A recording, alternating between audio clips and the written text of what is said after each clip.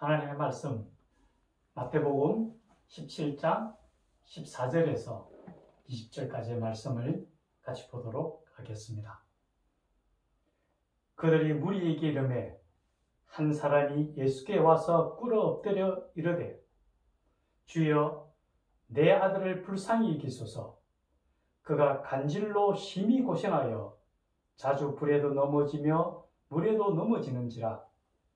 내가 주의 제자들에게 데리고 왔으나 능히 고치지 못하더이다. 예수께서 대답하여 이르시되 믿음이 없고 패역한 세대여, 내가 얼마나 너희와 함께 있으며 얼마나 너희에게 참으리요. 그를 이리로 데려오라 하시니라. 이에 예수께서 꾸짖으시니 귀신이 나가고 아이가 그때부터 나으니라. 이때에 제자들이 조용히 예수께 나와 이르되 우리는 어찌하여 쫓아내지 못하였나이까? 이르시되 너희 믿음이 작은 까닭이니라. 진실로 너희에게 이르노니 만일 너희에게 믿음이 겨자씨 한 알만큼만 있어도 이 산을 명하여 여기서 저기로 옮겨지라 하면 옮겨질 것이요 또 너희가 못할 것이 없으리라. 아멘. 오늘은 겨자씨 한 알만큼의 믿음이라는 제목으로 함께 나누며 은혜 받기를 원합니다. 오늘 본문의 내용을 다시 한번 요약하면 대략 이렇습니다. 간질병을 앓는 아이를 둔 아버지가 그 아이를 낫게 하기 위하여 예수님의 제자들에게 데리고 왔지만은 예수님의 제자들이 그 아이를 낫게 하지 못하였습니다. 그래서 이 아버지는 그 아이를 데리고 예수님께 나와 고쳐주기를 청하였습니다. 이 예수님께서 그 아이를 낫게 해주셨습니다. 그때 제자들이 예수님께 묻기를 주여 저희들은 왜 저 아이를 낫게 하지 못하였습니까? 라고 물으실 때에 예수님께서 답하시기를 너희의 믿음이 작은 영혼이라. 너희가 만일 겨자씨 한 알만한 믿음이 있다면 이 산을 명하여 여기서 저기로 옮겨지라 하면 그대로 옮겨질 것이요 너희가 못할 것이 없느니라 라고 말씀하셨습니다. 오늘 이 말씀 속에서 우리가 깊이 묵상해야 될 부분은 겨자씨 한 알의 믿음이라는 사실입니다. 오늘 제가 겨자씨를 가지고 나왔는데요.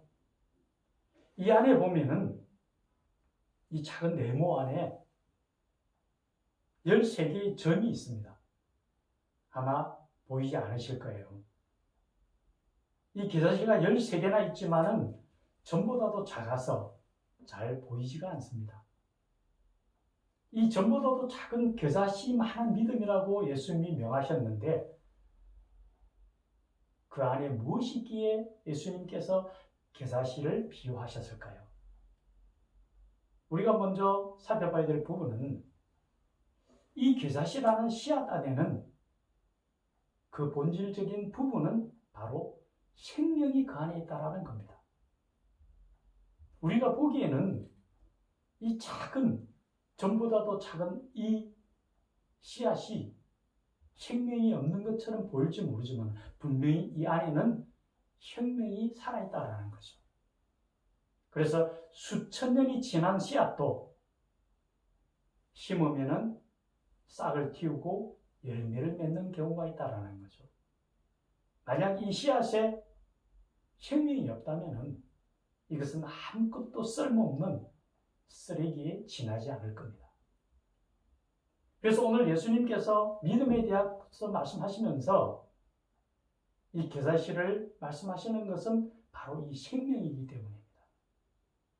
이 생명은 바로 우리가 믿는 기독교의 본질에 해당된다고 말씀드릴 수 있습니다. 즉 예수님께서 죽음의 권세를 이기시고 부활하셨고 그 부활을 우리가 믿고 있고 또한 우리가 영생을 믿는 그 믿음이다라는 것. 그것은 바로 생명에 대한 것입니다. 세상의 어떤 종교도 죽음의 문제를 해결하지 못합니다. 그런데 우리가 믿는 이 기독교는 그 본질이 바로 생명이 있다는 것을 오늘 말씀하고 계십니다. 또 우리가 믿는 하나님은 죽은 자의 하나님이 아니라 바로 산 자의 하나님입니다. 성경에 기록되기를 아브라함의 하나님, 이삭의 하나님, 야곱의 하나님은 산 자의 하나님이라고 말씀하십니다. 우리가 살아있는 동안에 우리가 예수님을 믿고 구원을 받을 수가 있습니다. 만약에 우리가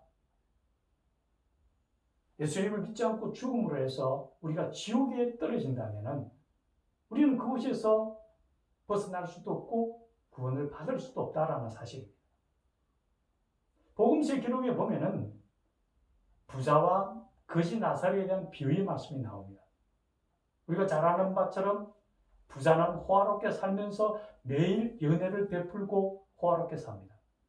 하지만 거지 나사로는 부자의 집 대문 밖에서 구걸을 하면서 그곳에 떨어지는 부스러기를 먹고 헌대를 앓을 때 개가 와서 핥고 비참한 생활을 합니다.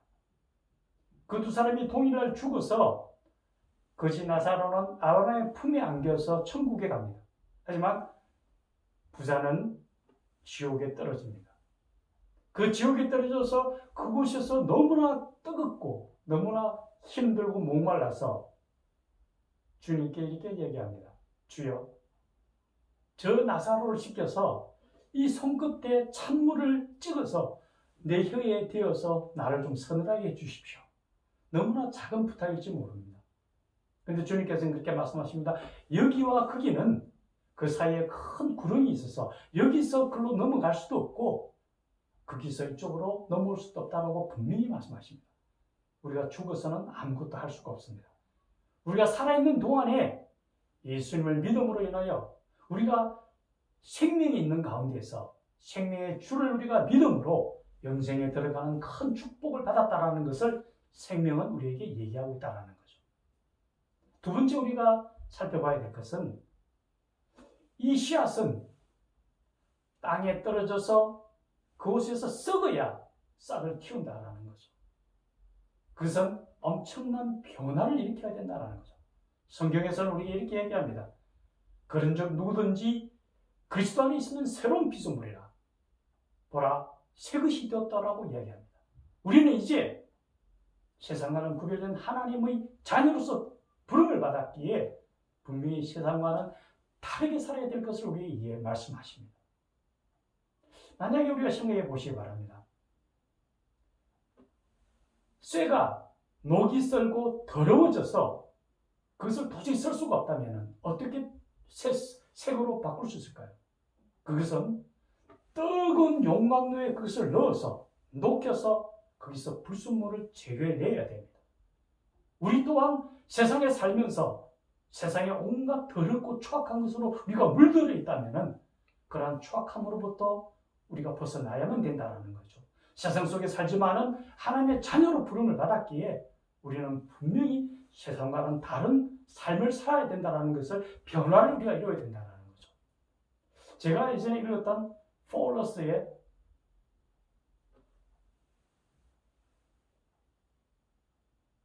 꽃들에게 희망이라는 책을 읽은 적이 있습니다. 그 책 속에 보면은 노랑 애벌레와 줄무늬 애벌레, 두 애벌레에 대한 얘기가 나옵니다. 이 두 애벌레가 계속 오르기 위해서 어느 막대를 쭉 갈 때 펼쳐져 있습니다. 누군가 다른 애벌레를 짓밟고 올라가고 또 올라가서 꼭대기까지 오르기 위해서 노력합니다. 한참 그렇게 누군가를 짓밟고 올라가다가 노랑 애벌레는 갑자기 멈춰서서 생각하게 됩니다. 내가 이것이 무슨 의미가 있을까? 갑자기 그가 마음의 변화를 일으키고 그곳을 내려와서 떠나서 다른 곳에서 고치를 틉니다. 자기 몸을 그곳에 고치 안에 몸을 누이고 그 안에서 죽음을 맞이하듯이 조용히 그곳에서 기다립니다. 오랫동안 시간이 흐른 후에 고치를 뚫고 나왔을 때 노랑나비로 변화가 되고 세상 모든 애벌레들이 그것을 짓밟고 올라가는 그곳을 홀홀 날아서 그곳으로 향하게 됩니다. 세상은 누군가를 밟고 올라가기를 원합니다. 하지만 하나님의 나라에서는 그렇지 않습니다. 우리는 변화를 받은 하나님의 자녀이기에 우리 모두가 다 하나님 나라에 갈 수 있다는 것을 우리에게 말씀해 주고 있습니다. 세상은 한 사람만이 최고가 될 걸 원합니다.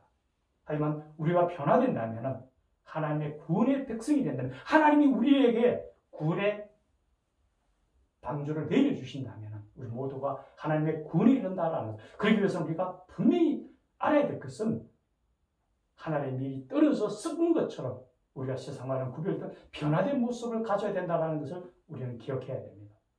세 번째로, 씨앗이 땅에 떨어져 썩어서 싹을 띄었다면 반드시 성장해야 됩니다. 그것은 자라나야 된다는 거죠. 그대로 머물러 있다면 그것은 죽은 씨앗일 뿐입니다.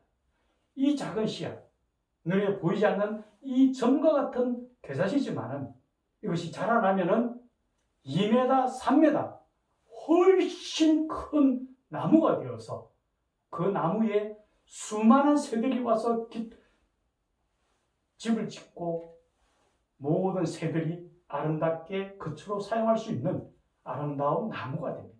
이처럼 자라나야 된다는 거죠. 우리의 신앙도 자라나야 됩니다. 그러면 우리가 어떻게 우리가 신앙이 자라는 걸 알 수 있을까요? 저는 한번 이렇게 생각을 해봤습니다. 어느 부부가 처음에 부부가 만나면 참 다릅니다. 그죠? 얼굴 모습부터 다 다르게 보입니다. 그런데 오랜 세월을 부부로 살아가면은 반드시 서로 닮게 되어 있습니다. 왜 그럴까요? 서로 보고 배우고 따라하기 때문입니다. 부부가 닮아가듯이 내가 만약 예수님을 내 손에 잡고 내가 예수님과 살아간다면은, 내가 예수님과 정말 오랫동안 만나고 예수님과 같이 생활했다면 내 모습은 분명히 예수님을 닮아가야 될 것입니다. 저는 제 모습을 보면서 내가 예전보다 내가 정말 예수님을 많이 닮았을까? 어떤 데는 참 많이 가슴이 찔립니다. 아직도 너무나 예수님과는 동떨어졌던 제 모습을 봅니다. 그런데 저는 정말 하루하루 예수님을 닮아야 된다고 저는 생각합니다. 우리 그리스도인이 성장한다는 건 바로 그겁니다. 내가 예수님의 모습을 닮아가고, 누군가 내를 봤을 때, 저 사람 정말 예수님 좀 많이 닮은 것 같다. 예수님이 정말 저 모습 속에 예수님 향기가 바란다. 그것이 우리의 삶의 모습이 되어야 되지 않을까요? 그것이 바로 겨자씨 하나만한 믿음이 든다고 저는 생각합니다. 오늘 예수님께서 너희 믿음이 겨자씨 하늘만큼 하다면 이 산을 명하여 여기서 저기로 옮겨지라 하도 그대로 옮겨지라 하신 그 말씀이 바로 이겁니다. 우리 안에 씨앗인 예수님의 생명이 우리 안에 있는가? 우리가 정말 세상과는 구별된 변화된 모습을 내가 간직하려고 노력하는가? 또 내가 예수님을 닮기 위해서 얼마나 노력하는가? 그것을 예수님께서 우리에게 말씀하십니다. 예수님이 또 우리에게 말씀하십니다. 종말에 내가 믿음을 보겠느냐? 우리 믿음을 통하여 예수님께 더 나아가고 주님을 굳건하게 붙잡는 주님의 자녀가 되기를 예수님의 이름으로 간절히 축원드립니다. 같이 기도하겠습니다. 우리 삶의 주권자이신 주님, 너희 믿음이 겨자씨 하나만한 믿음이라도 있다면 이 산을 명하여 이곳에서 저곳으로 옮겨져라 하면 그대로 옮겨지리라 말씀하셨습니다. 주여, 씨앗된 생명이 우리 속에 있음을 고백합니다. 예수님의 생명이 우리 안에 있음을 우리는 고백합니다. 믿음의 주에 온전케 하시는 그 예수님을 바라보며 믿음을 굳게 잡고 나아갈 수 있기를 원합니다. 무엇보다도 세상과는 구별된 하나님의 자녀로서 변화된 모습을 갖추어가며 하루하루 주님과 동행하며 주님을 닮아가는 우리의 삶이 되도록 우리를 힘주시고 능력 주시고 일깨워 주시고 강건하여 주시옵소서. 예수님의 이름으로 기도드리옵나이다. 아멘.